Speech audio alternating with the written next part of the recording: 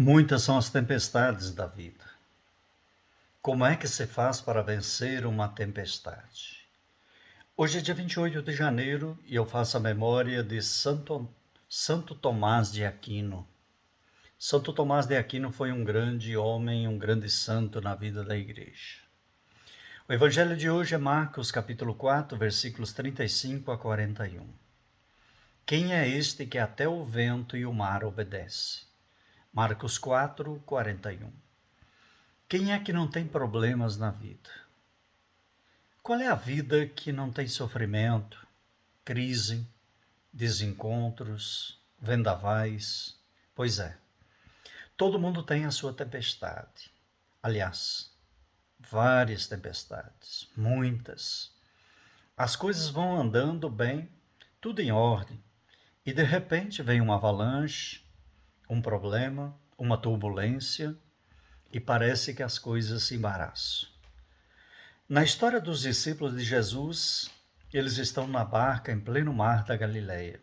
De repente, vem um vento forte, ondas revoltosas, tempestades no mar.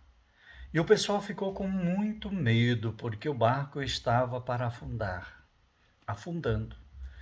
Era gente experiente no mar, mas as coisas estavam ficando feias. Jesus estava dormindo no barco, eles o acordaram depressa, pedindo ajuda. Jesus acalmou o vento e o mar, mas também reclamou porque eles tivessem uma fé ali muito fraca. Uma fé tão fraca. Essa história do Evangelho pode responder a uma inquietante pergunta. Como é que a gente faz para vencer uma tempestade? Eles, naquela situação limite, a tempestade no mar, tiveram uma profunda experiência de Deus.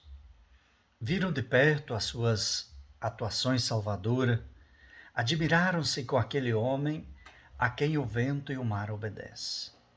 Em Jesus eles viram o próprio Deus agindo para salvá-lo.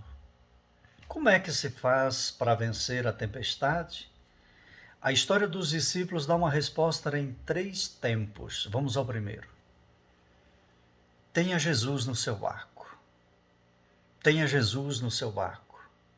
O barco é uma representação de sua vida, do seu casamento, da sua profissão, da sua comunidade.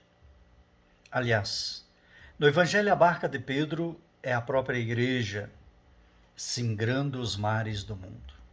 É uma representação da igreja missionária que caminha, que vai. Se Jesus não estivesse no barco, a coisa ficaria muito mais difícil, não é mesmo? Ou mesmo talvez sem solução. É preciso que Jesus esteja presente na sua vida, na sua profissão, na sua família. Então, portanto, meu querido, não desista. Procure Deus. Às vezes pode até parecer que esteja ausente. Ele estava dormindo.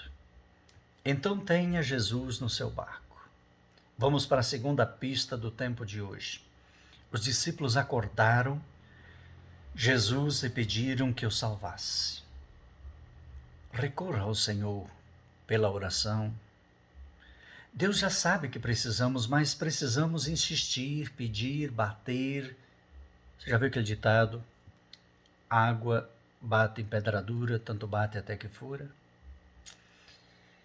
É uma forma de afirmar a nossa dependência dele, a nossa confiança. Então, recorra a Jesus na oração.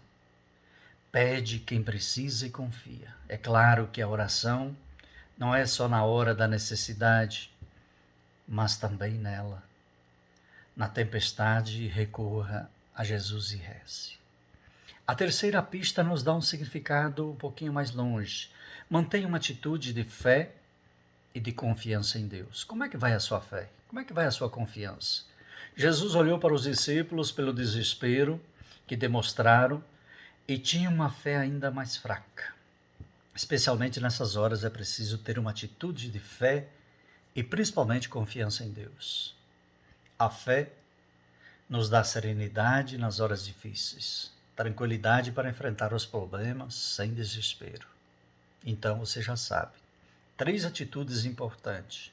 Primeira, tenha Jesus no seu barco.